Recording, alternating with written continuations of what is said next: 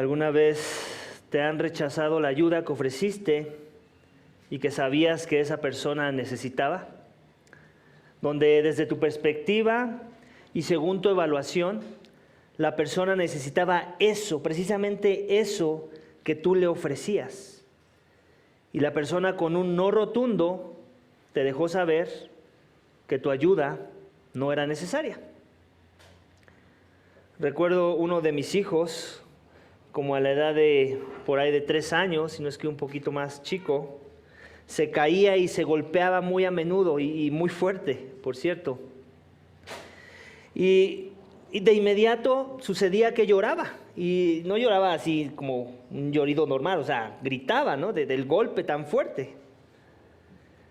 Lloraba, pero cuando alguien, normalmente sucedía que era un adulto, porque los niños al ver a otro niño llorar normalmente se espantan también y a veces hasta lloran junto con él, pero normalmente eran los adultos que al darse cuenta y por el grito y el chillido, se acercaban a quererlo ayudar y su primer reacción era gritarle a este adulto y decirle: ¡no! ¡Vete! Básicamente, cualquiera que no vio lo que pasó pensaría que el adulto le hizo algo a ese niño, casi como lo estaba declarando culpable de su desgracia. Esa era la actitud de ese hijo del cual yo te cuento. Y era evidente, claro, que mi hijo necesitaba ayuda. Eso era evidente ante todo el que estaba ahí en la escena. Pero a su parecer y en su propia opinión no era así. Su orgullo y necedad, a tan corta edad, por cierto, eran más grandes que su dolor. Y así sucede muchas de las veces, iglesia, que es evidente a la vista de todos cuando alguien necesita ayuda, pero la persona no lo ve así y la rechaza en su necedad, porque no ve la situación con la claridad que todos los demás la pueden ver a veces. Y así sucede con la mayoría de los hombres y mujeres de este mundo según la perspectiva de Dios. Según lo que veremos hoy en Salmo 14, donde Dios ve con claridad un problema muy grande que radica en nuestros corazones, un problema que nos separa de Él y que nos hace hostiles a su persona. Un problema donde evidentemente necesitamos ayuda desde la perspectiva de Dios, pero desde nuestra perspectiva no es verdad. Tan claro como todos los que veíamos la necedad de mi hijo, que necesitaba ayuda, así de claro es la necesidad, iglesia, de ser salvos de un estado corrompido en el cual Dios ve en nosotros, en nuestro interior. Así de claro es para Él. Pero muchas veces nosotros no lo vemos. Somos como el ejemplo que te di de mi hijo. Nos resistimos y hasta nos enojamos. No podemos creer que sean así las cosas. El título, iglesia, de mi mensaje esta mañana es el siguiente: todo hombre necesita salvación, pero el necio la rechaza. Todo hombre, ahí quiero incluir a las mujeres también, todo hombre y mujer necesita salvación, pero el necio la rechaza. Iglesia, mi mensaje esta mañana tiene 3 subénfasis. El primero de ellos lo vamos a encontrar en versículos 1 al 3, donde vamos a ver la evaluación de Dios sobre el hombre. El segundo énfasis lo vamos a ver en versículos 4 al 6, donde el necio conoce, pero desecha a Dios. Eso es lo que veremos ahí. Y en el último énfasis, el versículo 7, vamos a ver que el sabio anhela y confía en la promesa de la salvación. Así que vamos a ver el primero, la evaluación de Dios sobre el hombre. Así que si tienes tu Biblia, acompáñame, por favor. Vamos a leer nuevamente esos 3 versículos del Salmo 14, versículos 1 al 3. Dice: para el director del coro, Salmo de David. El necio ha dicho en su corazón: no hay Dios. Todos se han corrompido, han cometido hechos abominables. no hay quien haga el bien. El Señor ha mirado desde los cielos sobre los hijos de los hombres para ver si hay alguien que entienda, alguien que busque a Dios. Pero todos se han desviado, a una se han corrompido. No hay quien haga el bien, no hay ni siquiera uno. Se me ocurrió traerme el jueguito de mis hijos, que me gustaría hacer un ejercicio. Necesito 3 voluntarios. 3 voluntarios a la 1, 3 voluntarios a las 2.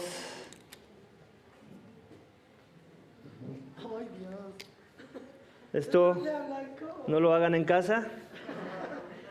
Se podrían poner ahí en el último cuadrito, ahí cerca del bastón, ahí mero. Esos son dardos que son de imán, o sea que no se preocupen si me pegan, no va a pasar nada. Si traían alguna mala intención, no me va a pasar nada tampoco. Y necesito que intenten pegarle al blanco. Ok.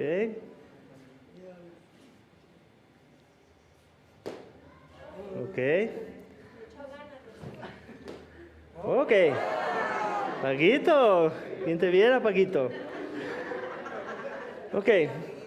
Entonces, ¿qué es lo que acabamos de ver aquí? Vamos a representarlo así. Imaginémonos por un momento que aquí está el estándar de bondad de Dios, de santidad, de perfección, en donde Él calificaría como, aquí en el centro, todos sabemos que el centro es que le diste al blanco, Él calificaría aquí como el estándar de perfección, de bondad, de haber sido muy bueno, ¿cierto? Y bueno, aquí como acabamos de ver, es una ilustración, pero no está muy fuera de la realidad. Nosotros somos más como estos dardos que están alrededor de ese blanco, ¿cierto? Ninguno de nosotros normalmente ha tomado una decisión de tal forma que cuando Dios nos voltea a ver, Dios dice, wow, Omar, tú muy bien. Normalmente no es así. Normalmente aquí se vio pues más o menos bien, ¿no? Así como que una buena obra por aquí. Se vio aquí, ¿no? Como ese tipo de buena obra que todo mundo ya vemos a la persona y sentimos que es un ángel, ¿cierto? Pero la realidad es esta. Esa es según nuestra perspectiva de nuestra bondad humana, según nuestro estándar horizontal de quién es bueno y quién es malo. Podríamos emocionarnos de que alguien tenga una buena obra por acá o por acá. Pero vamos a ver que, según lo que acabamos de leer del texto, ¿qué dice Dios? ¿Cuál es la evaluación de lo que Él piensa, quién es bueno y quién no? La realidad es esta, que cuando lo ponemos desde el estándar de la palabra de Dios, ni siquiera se acerca, como ahorita vimos que se acercaron las personas que fueron voluntarios, al estándar. Ni siquiera, es más, ni siquiera toca la lona. Totalmente los dardos van así, cuando queremos complacer a Dios, según su estándar. Así va la cosa, según la perspectiva de Dios. ¿No me crees? Vamos a leer nuevamente el texto. El necio ha dicho en su corazón, no hay Dios. Y tú podrás decir, yo nunca he dicho eso. Bueno, tal vez no lo has dicho con tus palabras, pero sí en la forma que te has desviado del estándar. En la forma que a tu parecer has hecho lo correcto cuando Dios nunca te pidió o nunca te dijo que eso era lo correcto. Y no solo eso, estamos hablando ahorita de las cosas buenas intenciones o cosas que nosotros llamamos buenas, que queremos hacer y que muchas veces Dios no pidió o que sí pidió, pero tu estándar va desviado, tan desviado como el ejemplo que acabo de hacer. Cuanto más las cosas que hemos evidentemente hecho lo malo, evidentemente hemos mentido, hemos sido hipócritas, hemos sido infieles en algún área de nuestras vidas, hemos juzgado a la ligera, no hemos amado responsablemente. ¿Qué hay de esas cosas? Muchas veces no digo, no hay Dios en mi perspectiva de decirlo con palabras, pero sí lo digo con mi actuar, con mi manera de vivir. Cuando yo digo Dios, cuando Dios me dice, por ejemplo, a los hombres, voy a poner nada más un ejemplo de la ley de Dios, ¿ok? No cometerás adulterio. Y después nosotros decimos, esa no la he hecho, ¿verdad? Y después ahora decimos, vamos a ver qué dice el estándar. ¿Y qué dice Jesús con respecto a ese mandamiento? Que cualquiera, hombre o mujer, que vea a su prójimo y lo desee en su corazón, con lujuria en su corazón, ya ha cometido adulterio en su corazón.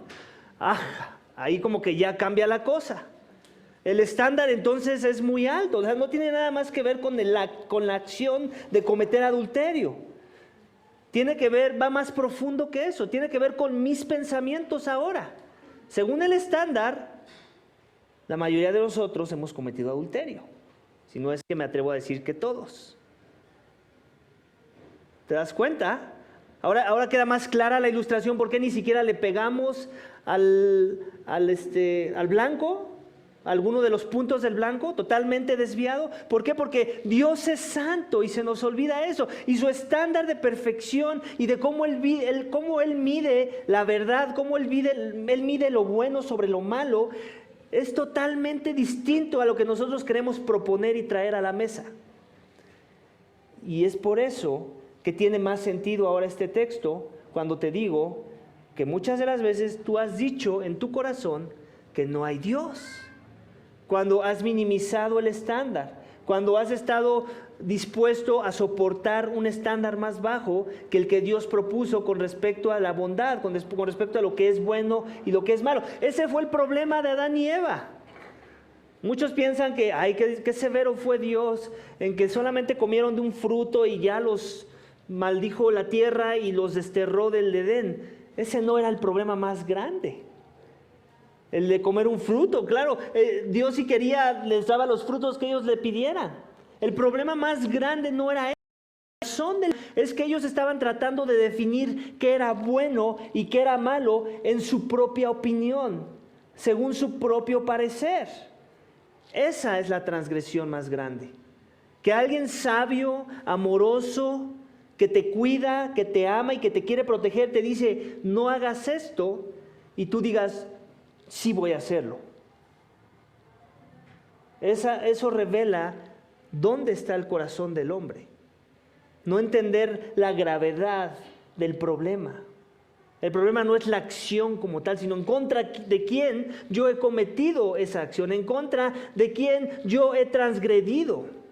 No cualquier hombre, ni siquiera cualquier rey de esta tierra, por muy bueno que él sea, sino contra el que lo creó todo. Contra el soberano, contra el que va a demandar de mí cada molécula, cada pensamiento, cada aspecto de mi vida, me va a llamar y me va a rendir cuentas. Eso es lo que hemos estado viendo, lo estuvimos viendo la semana pasada, ¿cierto? Como Dios es justo. ¿Cómo no va a dar por inocente al culpable? ¿Cómo no va a pasar por alto la injusticia que cometemos los hombres aquí en la tierra? Entonces, por eso esta declaración, el necio ha dicho en su corazón, no hay Dios. Y ahora, esa es la perspectiva de Dios hacia los hombres. Él nos dijo lo que Él piensa sobre cuando ve a nosotros y nos ve cómo tratamos a Dios. Lo tratamos como si no hubiera Dios. Y luego dice, mira, este es el problema, que todos se han corrompido. Han cometido hechos abominables. ¿A qué se refiere con que se han corrompido? Pues similar a lo que vimos en el ejemplo de los dardos. Nos hemos desviado al punto que ni siquiera le pegamos cerca del blanco. Totalmente estamos desviados de donde está el blanco. Hemos tirado a otras direcciones menos al blanco vamos. Y la expectativa de Dios era que le diéramos al blanco. Mas sin embargo, nosotros hicimos lo opuesto. Es más, si lo pusiéramos desde una ilustración más clara, estaba el blanco ahí, Dios nos dijo, este es mi estándar de santidad, así es como quiero que vivas, pégale ahí, y nosotros lo que hicimos fue darnos la media vuelta y tirar el dardo. A ese nivel estamos corrompidos. De eso es de lo que estamos hablando. Por eso dice, no hay quien haga el bien, no hay. ¿Recuerdas en la historia del Antiguo Testamento cuando Dios iba a destruir un pueblo y alguien quería interceder por el pueblo y le decía, Señor, pero si hubiera algunos justos, ni por esos justos los dejarías, básicamente no traerías perdonarías la ira que vas a derramar sobre ese pueblo? Diga, bueno, si hubiera unos 100, ok. Y bueno, Señor, bueno, si hubiera unos 80, bueno, si hubiera unos 40, si hubiera... El punto de la historia es Dios queriéndonos mostrar que no había ni siquiera uno por el que valiera la pena, que no dejara derramar su ira sobre ese territorio, sobre ese poblado, sobre esos pobladores. Y sigue siendo la misma historia. Y lo vamos a ver más adelante, lo vemos en Romanos. También el apóstol Pablo, en el libro de los Romanos, en capítulo 3, nos lo dice, versículo 10. No tienes que ir para allá, lo voy a leer.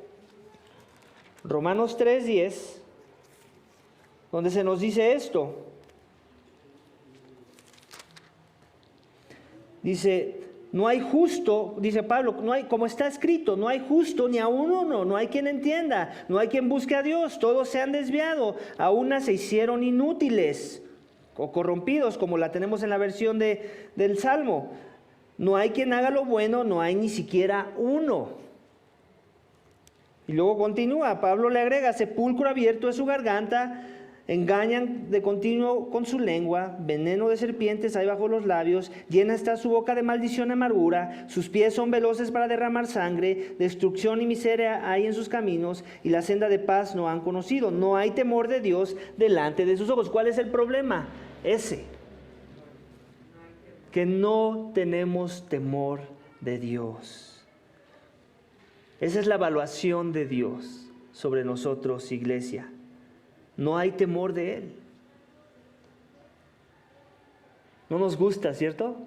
Como que queremos decir, no, pero hay algo bueno, muy bueno en el interior del hombre. Si le buscas, encuentras. Muy profundo en el corazón del hombre hay bondad. ¿Qué no has visto las Olimpiadas, pastor? ¿Qué no has visto tiempo?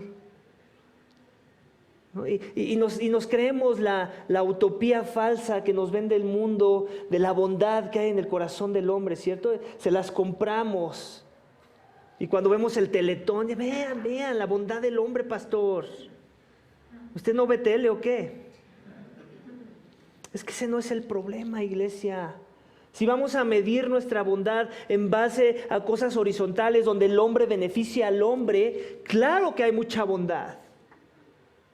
Pero ese es nuestro más grande problema, que mucha de la bondad que hay en este mundo existe porque lo que se está buscando satisfacer es la carne humana, es lo horizontal. Dios está olvidado de la ecuación en medio de esa bondad, o de mucha de la bondad que sucede en el mundo. Cuando entendemos que Él nos creó para su gloria, que Él nos demanda santidad y que Él no va a dejar que nadie entre a su presencia que no sea preparado, que no sea acepto para estar delante de su presencia. Cuando entendamos eso, entonces vamos a entender el peso del argumento, de cómo Dios evalúa los corazones, cómo pesa los pensamientos y por qué hace esa declaración de que no hay ni siquiera uno. En otras palabras, en palabras sencillas, Dios está diciendo, ni siquiera uno se acerca al blanco. Ya olvídate de darle en medio.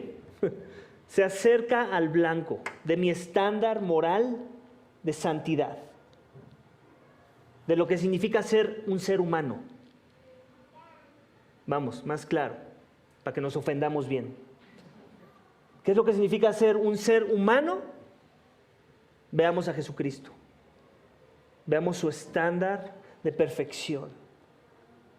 Cómo Él trataba con el problema. Cómo Él trataba con la ira. Él se enojaba. No sé si has visto pasajes por ahí donde Él se aira. Muchas veces torcemos la ira también y queremos llamar a toda la ira mala. No toda la ira es mala. Cuando me airo por algo injusto, eso es algo bueno. Cuando me alegro de lo malo, eso es algo malo. Muchas veces sucede que no nos airamos por algo que nos deberíamos estar airando y eso también ya es pecado. No, es que yo trato de no ofender a nadie.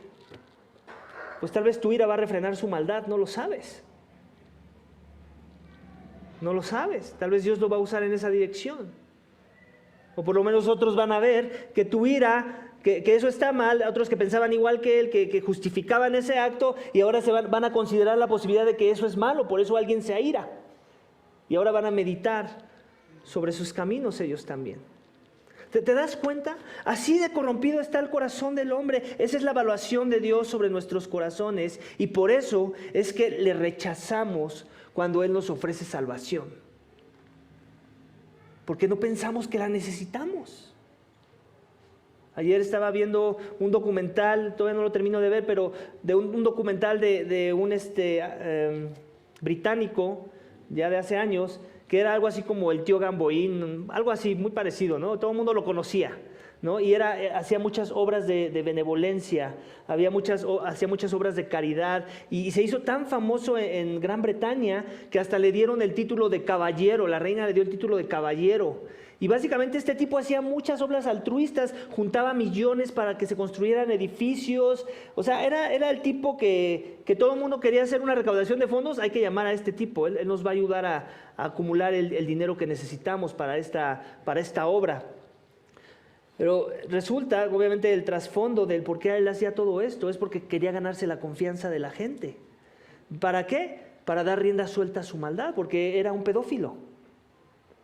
¿Te imaginas? Iba y se metía a los lugares donde había gente vulnerable y al mismo tiempo él sabía por lo que él ya había creado, el mundo que él había creado a su alrededor y la confianza que ya había ganado de gente de altos rangos, digo, la reina, que le otorgara el título de caballero.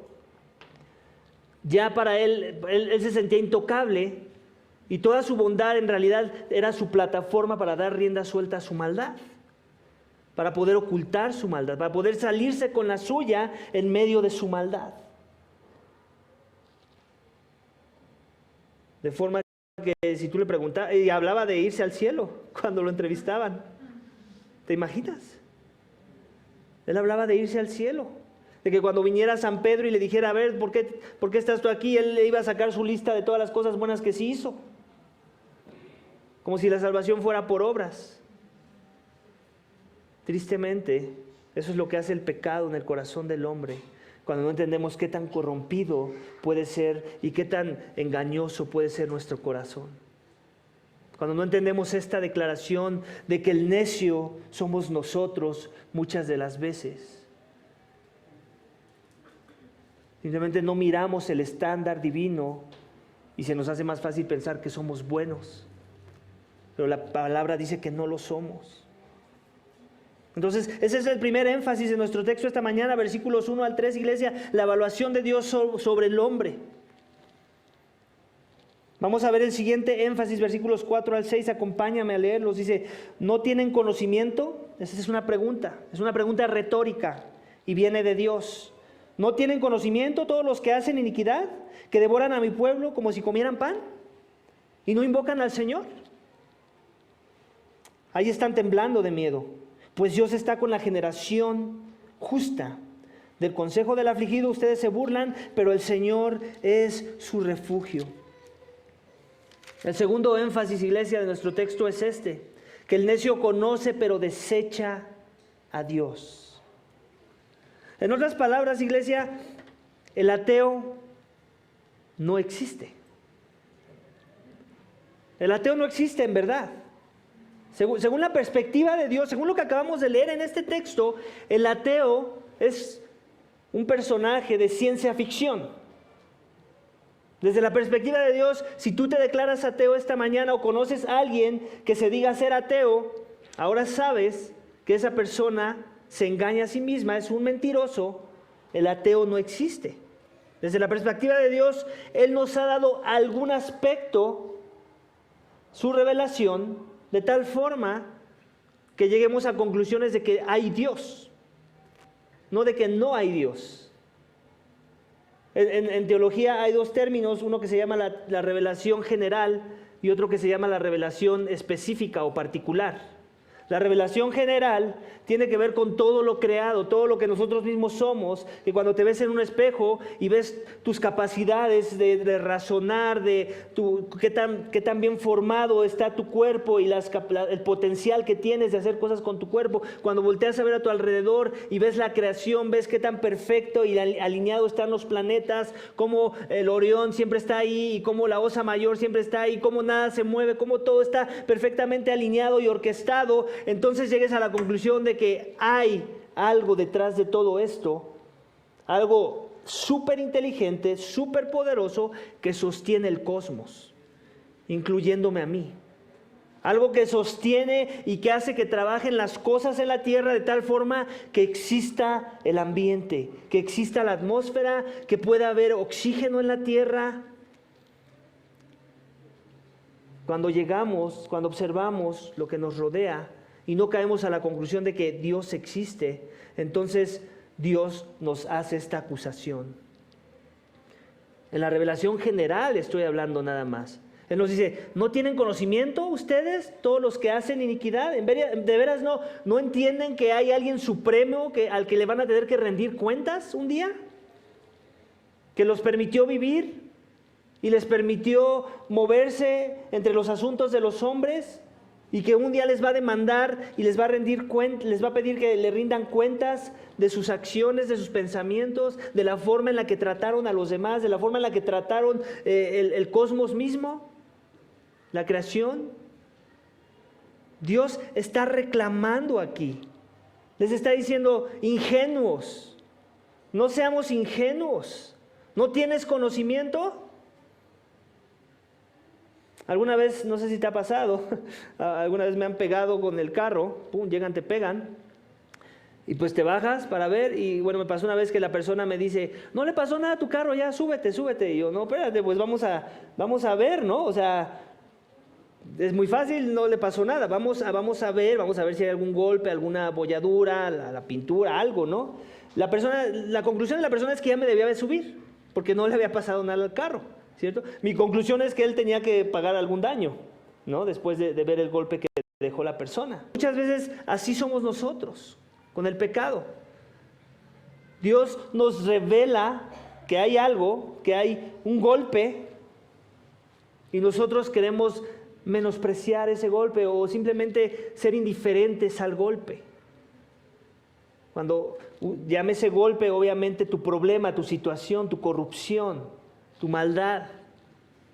Dios nos ha revelado su estándar divino de santidad. Muchas veces culpamos a Dios, ¿cierto? ¿Alguna vez has escuchado el argumento de la persona, o tal vez ese ha sido tú, de por qué Dios permite tanta maldad en el mundo? ¿Alguna vez has escuchado eso? Y Dios desde los cielos está, yo creo que queriendo llorar, en ese momento quiere desatar su ira sobre nosotros. ¿Por qué? Porque dice, ¿a qué te refieres?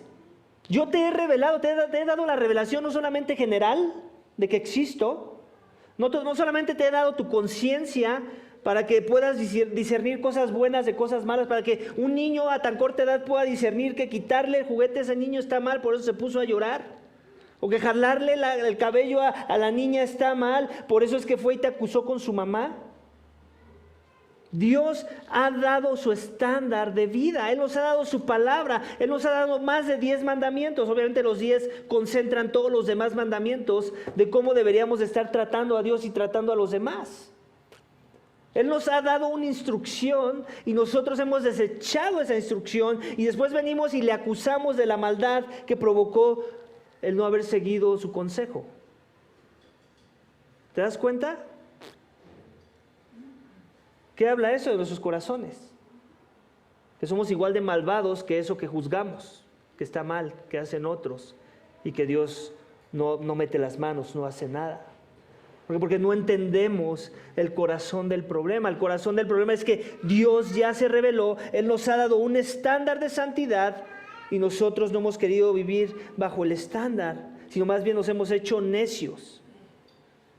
Aunque conocemos, lo torcemos.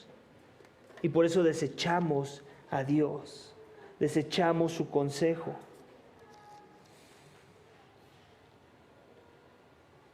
Pero aquí hay buenas noticias, ¿cierto? Primero es un reclamo. Les dice, devoran a mi pueblo como si comieran pan y no invocan al Señor. En otras palabras, Dios les está diciendo, aún tu propia maldad te debería de ayudar a ver tu maldad y entonces poder invocar al Señor. O sea, tu propia maldad aún debería ser un instrumento en mis manos para que tú invoques. Cuando te das cuenta de cómo estás metido en el fango, en el lodo. En el mismo documental del cual yo te hablo, esta persona también estaba yendo a un hospital de gente tipo psiquiátrico, y algunos de los testimonios de estas personas, de los pacientes, era: gracias porque me atraparon, porque yo no sé si hubiera seguido haciendo las cosas que hacían, más bien estoy seguro que hubiera seguido haciendo las cosas que hacían si no me hubieran atrapado. ¿Te das cuenta? O sea, sabían que estaban haciendo lo malo, lo sabían, pero no les importaba. Eran cobardes. Su orgullo era más grande que en vez de entregarse ellos, esperaban a que los atraparan. ¿Por qué? Porque caen en esta categoría de aquellos que no invocan al Señor, que son esclavos a su pecado. Pero después Dios dice, allí están temblando de miedo. ¿Por qué? Porque saben muy en el fondo que un día van a ser llamados a rendir cuentas y que el resultado no va a ser a su favor. Por eso está ese temblor. No es un temor de Dios, que quiero aclarar, es un temblor de terror, de lo que les espera, del juicio que se les viene. Dice, pues Dios está con la generación justa. Y es aquí donde empezamos a ver el lenguaje de amor y de cuidado y de esperanza de Dios para su pueblo.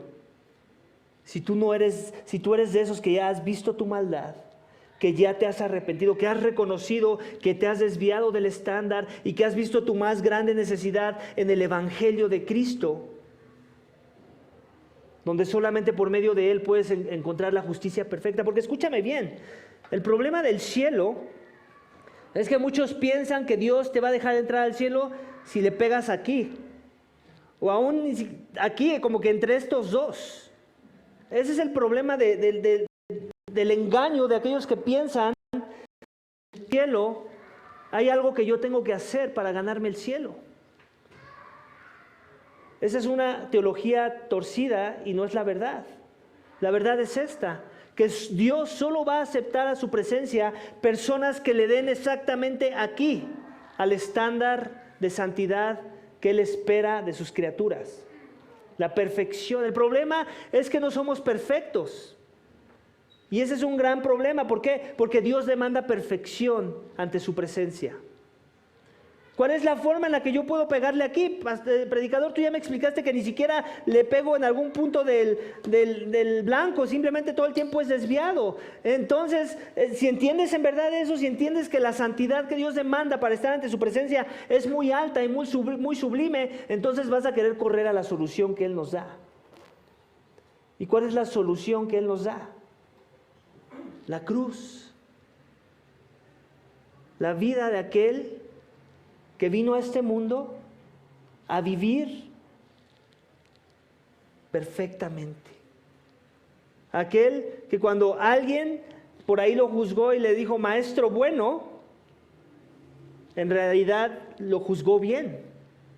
Él sí era bueno. En verdad era bueno, pero en verdad era el único bueno que ha caminado en esta tierra. A pesar de eso, Él le contestó, ¿por qué me dices bueno? Solamente Dios es bueno, no porque Él no se creyera bueno, porque no supiera que era bueno o que era Dios en la carne, sino porque quería dejar un punto bien claro en nuestras mentes. En otras palabras, le estaba diciendo, no hay bueno, ni siquiera uno. ¿No sabías eso? ¿No has leído a Pablo? ¿No has leído Salmo 14? Bueno, Pablo para entonces todavía no estaba escrito. ¿No has leído Salmos 14? No hay bueno, ni siquiera uno. Por eso yo tengo que venir aquí. Por eso yo me hice carne. Para yo vivir la vida perfecta que ninguno de nosotros puede ni podrá vivir. Para cumplir el estándar de perfección y por fe en mi persona, en arrepentimiento y fe, tú vengas a Dios, te humilles y reconozcas que necesitas salvación, que necesitas un redentor, que necesitas a alguien que tome tu lugar. ¿Para qué?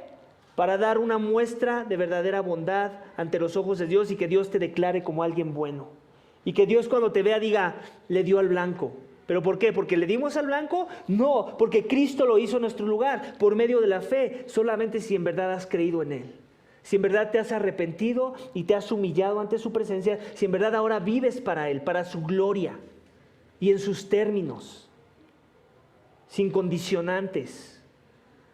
Muchas veces venimos a Cristo y pensamos que le estamos haciendo un favor y le ponemos condicionantes. Pero no me pidas esto. Pero yo no quiero invertir tanto tiempo como los religiosos en la iglesia. Por favor, ¿quién te dijo que tu tiempo te pertenece si en verdad has creído?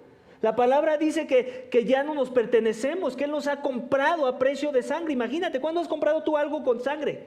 Con tu sangre. Y así lo hubieras hecho algún día. ¿Cuánto vale tu sangre comparado con el valor infinito de Cristo? Si en verdad le pertenezco a Él, sus demandas, si en verdad Él ya me salvó y en verdad entiendo de lo que me salvó, entonces quiero vivir para Él. O sea, nada se convierte en una carga. Por eso es que Él dice, mi yugo es fácil. ¿Por qué? Porque el primero que carga el pedazo del yugo es básicamente algo que se usa en las farms, ¿cómo se llama? En las granjas, en donde tienen a dos animales, uno que se la sabe, que sabe arar la tierra, y el otro que está en entrenamiento, que es así medio tonto, y que necesitan ponerle el yugo para que siga al otro y aprenda cómo es que tiene que trabajar conforme vaya madurando en su crecer. Entonces es algo parecido. Cuando Cristo nos dice, mi yugo es fácil, en realidad Él es el que se la sabe. Él es el que lleva la carga. Él es el que ya lo hizo todo. Lo único que necesitamos nosotros es acompañarlo en ese pedazo de madera y aprender de Él, vivir como Él, humillarnos ante Él. Porque ahora Él nos ha dado el ejemplo y Él nos ha removido la carga más grande. Nosotros nada más estamos como en un simulador, como aquellos que tienen que volar aviones, no van directo a volar aviones. ¿Te imaginas cuántos accidentes de avión habría en los cielos? Bueno, o más bien, ¿cómo se llaman? ¿Cuántas caídas de aviones habría? Bueno, también en los cielos puede haber accidentes de aviones, claro que no sucede tan seguido. Pero el punto es ese, que los meten en un simulador. ¿Para qué? Para que aprendan, para que se imaginen como si estuvieran en los cielos. Y ya cuando los ven listos, los certifican y ahora sí puedes volar un avión. Lo mismo sucede con Jesucristo. Él lleva todo el tiempo nuestro yugo, pero adivina qué, Él nunca nos gradúa de llevar el yugo solos. Siempre lo lleva con nosotros porque Él sabe que en el momento en que nos deje solos, vamos a caer, no vamos a cumplir con la meta. Y en eso también está su amor, su paciencia para con nosotros. También nos recuerda que no nos salvó porque íbamos a ser un día como Él, perfectamente limpios y aceptos delante de los ojos de Dios. No, ese día va a llegar, pero cuando Cristo regrese. Antes de ese tiempo tenemos que vivir bajo su yugo. Su carga es ligera, su yugo es fácil, pero solamente si confías en Él. Si entiendes que necesitas que alguien lleve tu carga, que alguien lleve tu condena por el pecado, que alguien pague el castigo por tu injusticia, que alguien lleve las heridas de la ira que va a caer sobre aquel que no doble su rodilla ante Jesús. Jesús ya lo hizo por ti y por mí. Así nos amó. Así nos amó. Y la esperanza es que tú confíes en Él. Que no seas necio, sino humilde. Y que no deseches a Dios, sino lo recibas por medio de los méritos de Cristo en la cruz. Yo no sé dónde estás parado esta mañana, pero el reto es ese esta mañana. Ya sabes quiénes somos todos. La pregunta es si te has humillado ante el Rey. La pregunta es si en verdad vives esta verdad. Y cuando digo vives, no digo si te aprendiste el credo. Muchos aquí se saben el credo religioso, el cristolingo, el lenguaje cristiano para verse espiritual. No estoy hablando de eso, estoy hablando de una verdadera transformación en el corazón, de un verdadero encuentro en donde entiendes que ahora tu vida no te pertenece, ahora te rindes al Rey y ahora también te sometes a su iglesia local, en donde ahora los unos a los otros vivimos la vida cristiana, en donde los unos a los otros aprendemos a vivir como Cristo vivió. Y nos animamos y nos exhortamos y nos buscamos y nos comprometemos y nos incomodamos, porque Dios a veces, como ya hemos venido viendo, usa esas cosas como la aflicción, la incomodidad, para formar el corazón de su pueblo. Y por eso es que Él dice aquí que Él está con nosotros, ¿cierto? Es lo que Él dice. Que ellos se burlan del afligido, pero el Señor es su refugio. ¿Tú sabes cuál es el lugar más grande donde vas a encontrar el refugio más grande de Dios? En muchos lados, pero uno de los más relevantes es la iglesia local. La mejor forma de refugiarme en Dios es cuando me refugio en su iglesia. No cualquier iglesia, no una iglesia apóstata, una iglesia donde hay temor de Dios, donde Cristo es el centro, donde todo se trata de Él y no de los hombres, donde todos no nos sentimos los super plus ultra, los super buenos, sino todos nos sentimos sucios pecadores en constante renovación y que han sido perdonados por Dios. ¿Te das cuenta de la diferencia? Ese es el tipo de refugio que todos necesitamos. ¿Por qué? Porque el engaño del pecado es que te engañes de pensar que no eres tan malo, que no necesitas tanto a Dios y que entonces la salvación de Cristo no es tan importante como para que tú te humilles y quieras vivir tu vida para Cristo. ¿Tiene sentido? Es cuando me están recordando y yo me estoy recordando y a la luz de la palabra estoy siendo recordado que no soy nadie y que no merecía nada, que entonces Cristo se convierte en mi todo. Pero cuando estas cosas no son verdad en mi vida, entonces Cristo no es tan relevante en mi vida y entonces sus palabras no son tan importantes y entonces sus demandas no son tanto mi prioridad y entonces por eso puedo vivir como el mundo. ¿Dónde estás parado tú esta mañana? ¿Con los necios o con los humildes? ¿Con los que desechan a Dios o con los que se someten a la voluntad de Dios? La última sección del texto, lo vemos en versículo 7, dice, este es básicamente una expresión de clamor, de anhelo, de expectativa ante las promesas que Dios ya ha hecho para su pueblo, el cual Él está viendo, el cual se está refugiando en Él. Esto no es para todos, esta sección es para los que en verdad ya se han refugiado en Cristo, y este debe ser tu clamor. Dice, oh, si de Sión saliera la salvación de Israel. Cuando el Señor restaure a su pueblo cautivo, se regocijará Jacob y se alegrará Israel. ¿Qué es esto? ¿Es esto un grito de esperanza? Claro. Ese es el último énfasis en nuestro texto esta mañana. El sabio, no el necio que inició diciendo no hay Dios, sino el sabio que reconoce su necesidad de Dios, anhela y confía en la promesa de la salvación. La anhela primeramente, pero también confía en ella, ninguna más que la otra. Las dos al mismo tiempo. ¿Por qué? Porque Dios ya prometió salvar. Él ya prometió que aquellos que se burlan de su pueblo, Dios se va a burlar de ellos al final del día. El que va a reír más alto es Dios. ¿Por qué? Porque Él ya propuso un camino para la restauración, para la salvación de las almas. La pregunta es si tú ya has confiado en ese camino. Y si eso es verdad, entonces tus palabras deberían estar haciendo eco, tu sentir debería estar haciendo eco a estas palabras que vemos en el último pasaje. Oh, si de Sión saliera la salvación de Israel. ¿Quién es Israel? El pueblo elegido de Dios. Los redimidos, los que por fe van a ser salvos, no por las obras de la ley. Dice, cuando el Señor restaure a su pueblo cautivo. ¿Cautivo de qué? Del pecado mismo. Eso que nos tenía cautivos, ahora ya no los tiene cautivos. ¿Por qué? Porque ahora hay un poder sobrenatural obrando en sus corazones. El poder mismo del Espíritu Santo de Dios, que es Dios, que mora en el corazón del creyente, que nos ayuda a ver nuestro pecado primeramente y después nos ayuda también a clamar por la salvación que Dios ofrece a través de Cristo. Pero no puedo clamar por esa salvación si en verdad no veo mi pecado primeramente. La pregunta es si tú ya viste tu pecado esta mañana. Ya viste que eres cautivo a tu pecado. Que la razón por la que no dejas de pecar es porque eres esclavo de tu pecado. Y un esclavo no hace nada sino que lo que su maestro le pide que haga.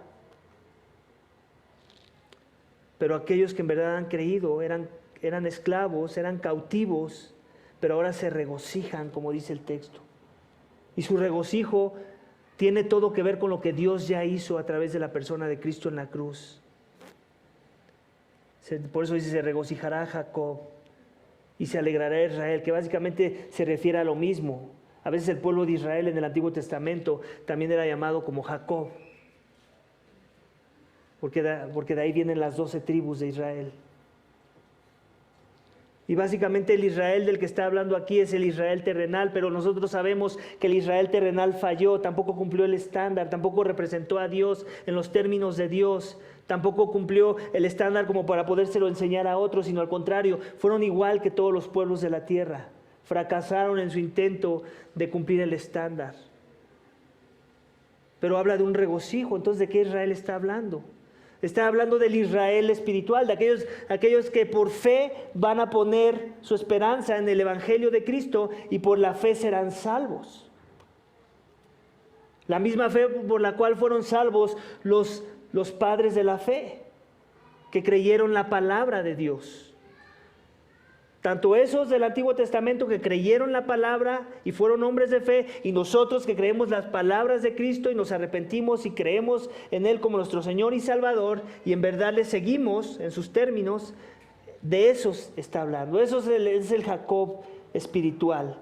Los que en aquel día, cuando todo termine, cuando el juicio caiga, Dios va a levantar a sus muertos, y a los que no confiaron en Jesús los va a arrojar a las tinieblas eternas, y a los que confiaron en Jesús, tanto del Antiguo como del Nuevo Testamento, los que han puesto su esperanza en las palabras de Dios y según su fe van a poder experimentar el regocijo y la alegría total. Pero esa empieza hoy. No pienses que es hasta ese día. Ya puedes comenzar a experimentar la verdadera salvación esta mañana. Lo único que necesitas es creer en verdad. Si aún no has creído, este es el llamado que quiero hacer y que quiero usar a la luz del texto esta mañana. No seas necio, sino arrepiéntete y cree. Reconoce tu maldad y tu necesidad de un Salvador. Y cree en verdad. No deseches a Dios. Cree en verdad. En conclusión, todo hombre necesita salvación, pero el necio la rechaza. ¿Dónde estás parado tú esta mañana? ¿Puedes ver tu necesidad de salvación? ¿Es tu anhelo y confías en la promesa de Jesús para salvar tu alma? ¿O eres como el ejemplo que te di de mi hijo, que era evidente ante los ojos de los demás que necesitaba ayuda cuando se caía, y aún así él la resistía, porque su orgullo y su necedad le hacían ver que no era necesaria?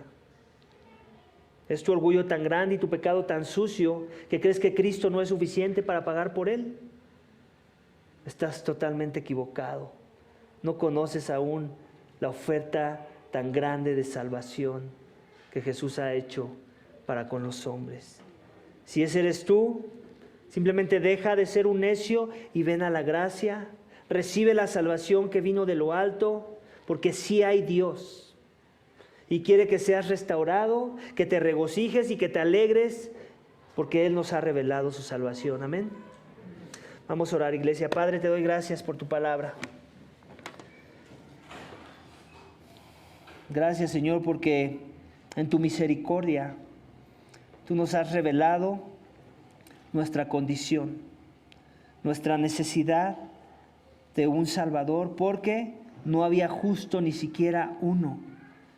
Gracias porque tu salvación nos la mostraste en contraste al ver nuestra más grande necesidad de vernos injustos, de vernos no aptos para estar ante tu presencia. Señor, yo ruego para que esta mañana, si hay alguien aquí presente que aún minimiza su pecado, que aún piensa que tú estás contento su pecado, que aún piensa que no te has revelado lo suficiente como para que pueda ver tu santidad, y a la luz de tu santidad darse cuenta que ella no vive en santidad, y entonces pueda correr a ti, Señor, para que tú resuelvas su problema, Señor, su problema de que la ira está sobre él, sobre ella, y de que no hay forma de escapar la ira, al menos que alguien la tome en nuestro lugar.